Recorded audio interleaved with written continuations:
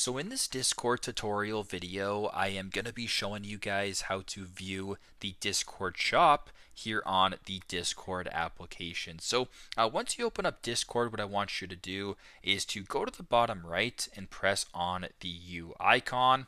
Once you're here, I want you to go to the top right to where there's three different options. There's kind of that house icon, there's Nitro, and the gear.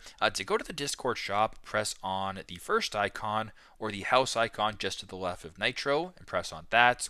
Now, once you're here, it's going to redirect you to the Discord shop where you can do a whole bunch of different items. So there's a bunch of different bundles right here. You can scroll down, do what you got to do. And basically, you guys can explore the entire shop right here on Discord. There's all these different prices of different stuff that you can buy through the Discord shop. So very simple, very straightforward. This is how to view the Discord shop here through the Discord application. Thanks again for watching, and I hope this video helps.